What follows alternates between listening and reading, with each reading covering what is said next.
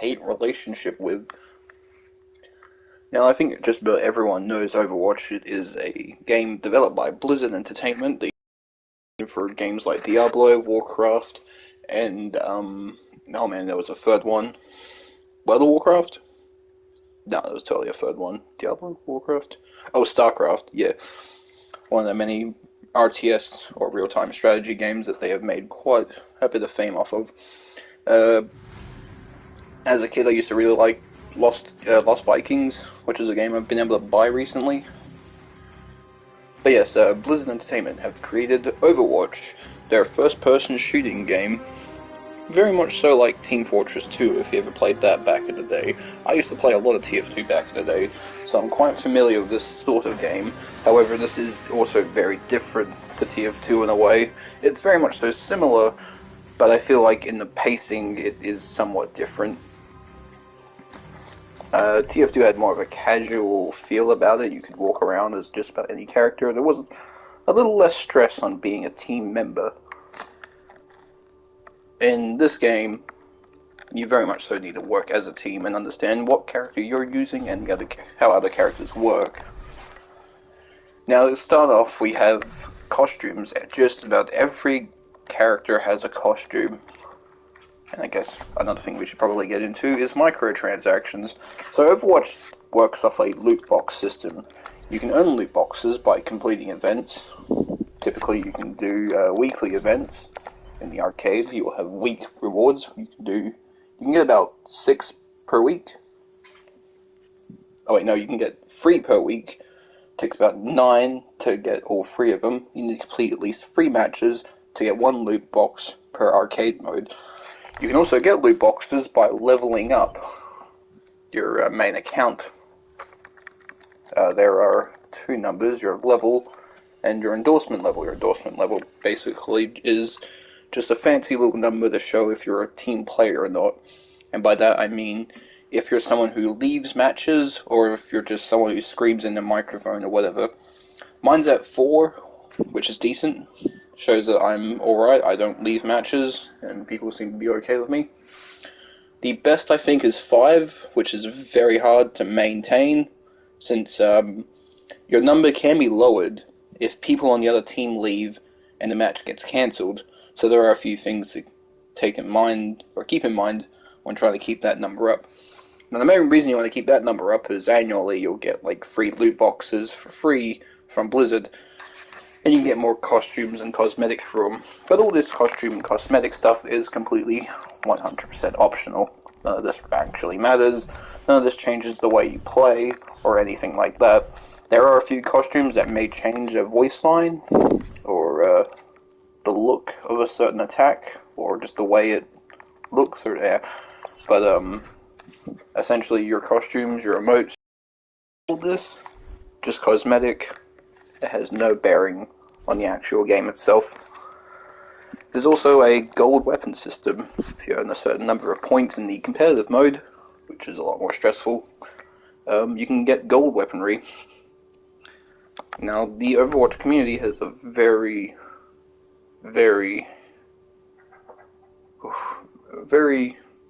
competitive side. When people talk about these, well,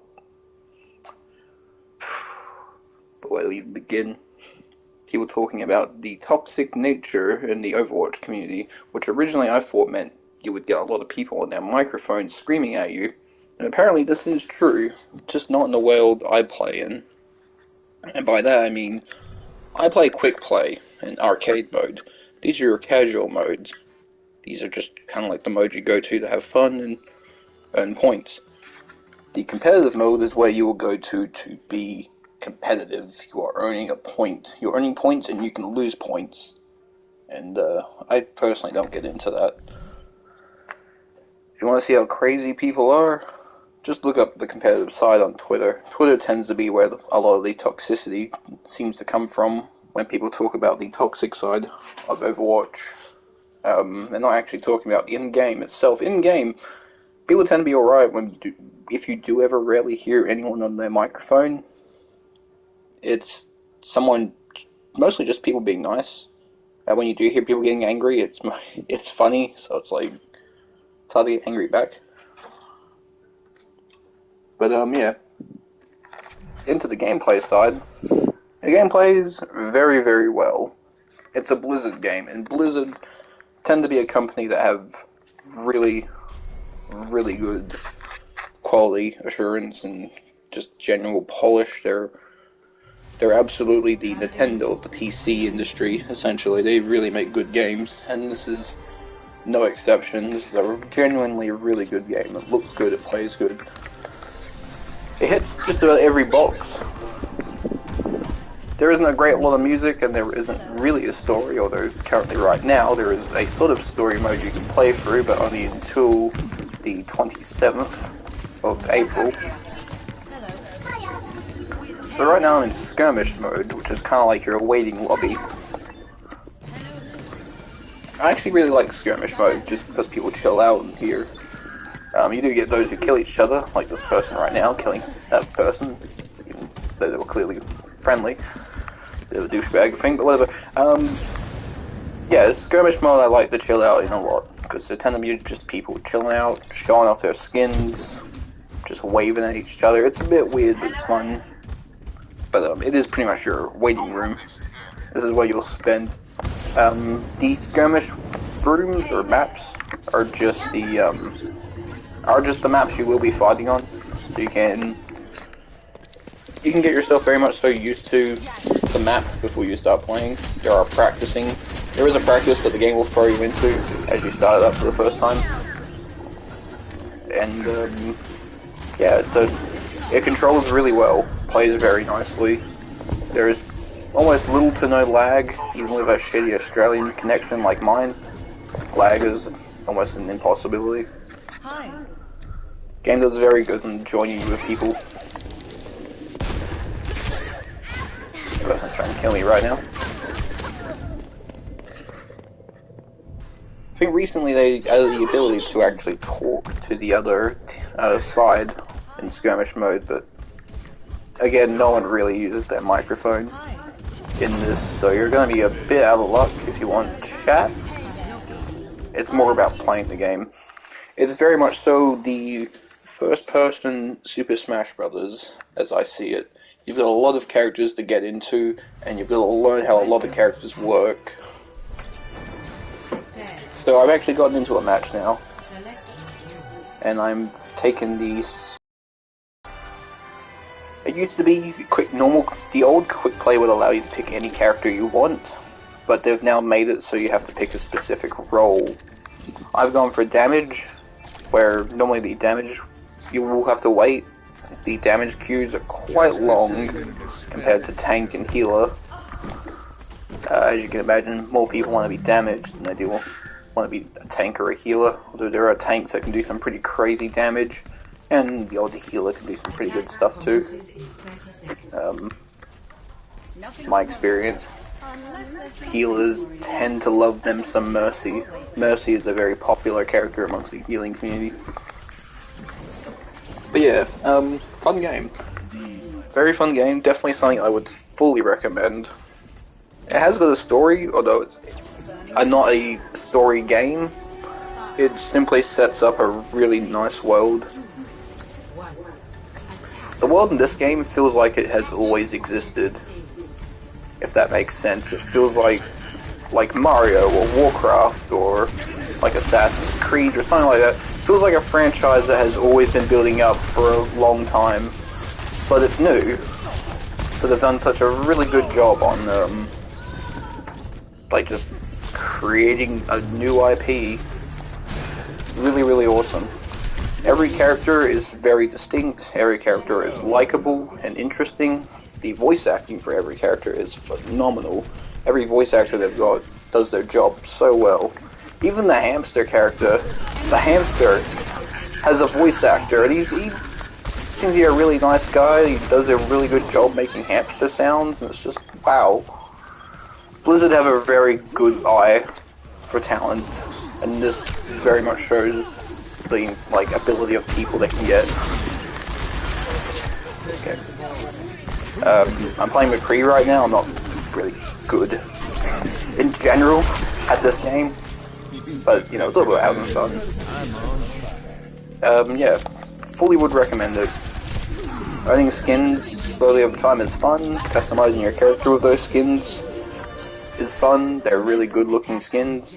There are recolors, but there are a lot of skins. There are a lot of straight up costumes for you to enjoy if you enjoy that specific thing. If not, if you just want to focus on shooting, you're covered.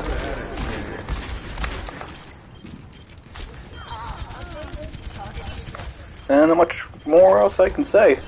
There is music in the game, although not a great lot. It's more musical stingers than an actual soundtrack, although there is some music in it. There is like a theme for the game. But in general, it is mostly stingers. As you can probably hear, there isn't a song. I've got unfinished business. It is mostly just stingers if a point gets caught. If you get killed, I think, when you win a match, you will hear like a little bit of music playing. But in general, most people, I think, playing this would be listening to music. However, the best way to play it is to actually be listening to the game itself, as you want to keep an eye out for certain things like a certain character walking around or a gun shooting off in a certain direction. You want audible knowledge of everything around you, essentially. So it's not the best game to play with music on, unless, you know, if you want to be good at least, probably don't go with the music. Yeah, I'll wrap this review up towards the end of this round, where I'll try to get a massive McCree kill, but probably get murdered in the process. Yeah, I'm not very good at McCree. Now, okay. It does help to check the rankings of other people to get an understanding of what you're dealing with. There are Smurfs. Basically, Smurfs are people who create a new account to flub the ranking system so that they may get into lower ranking type matches to basically kill people who are simply new or just don't play very well. Kind of scummy, very, very looked down on in the community. Very common, very unoriginal, very, very common.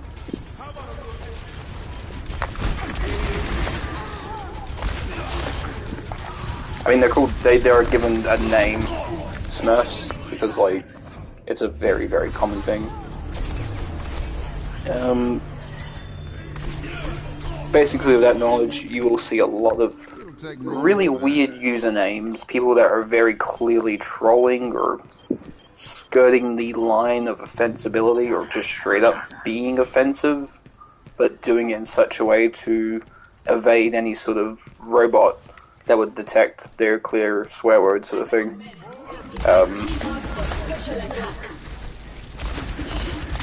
I need to try and aim properly. If you have a mouse and keyboard on the console, you are essentially a god and almost labeled as a cheater, if not straight up labeled as a cheater.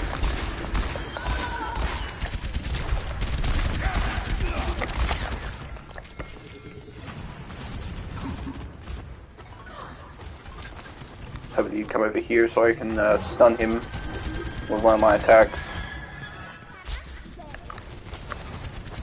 I made this character interesting in which he's good at range, but he's specifically given an ability to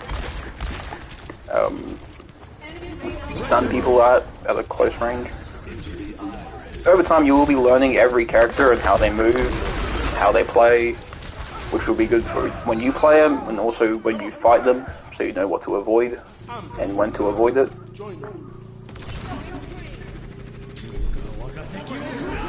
It's, as I said before, a sort of first-person Super Smash Brothers. And it looks like my team won. Not really with the help of me, but still. Oh yeah, and every character will have an ultimate attack once you do enough. What? How did I even get played the game? I didn't even expect that. Didn't I get killed?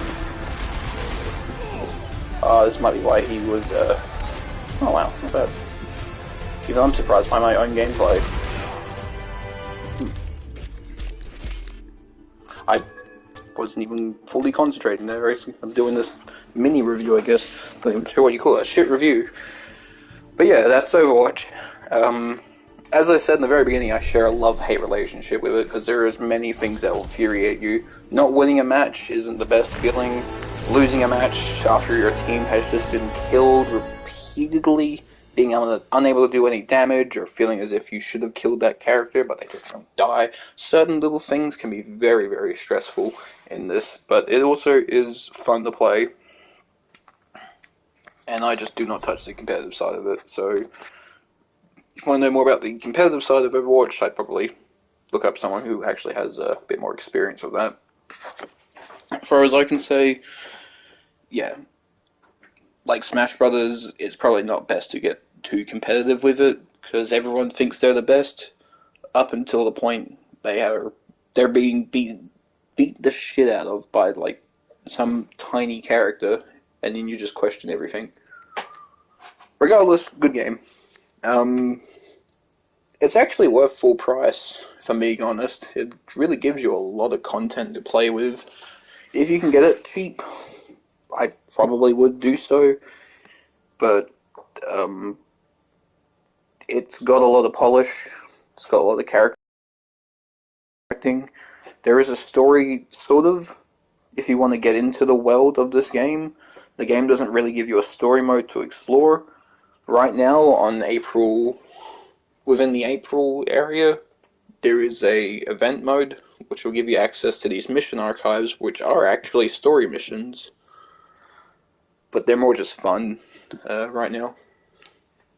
Yeah, it's a good game. I recommend. Give it a try. Alright, have a good one. Pressing the wrong button. And you did it twice. Now there's a fly in here. Alright, have a good one.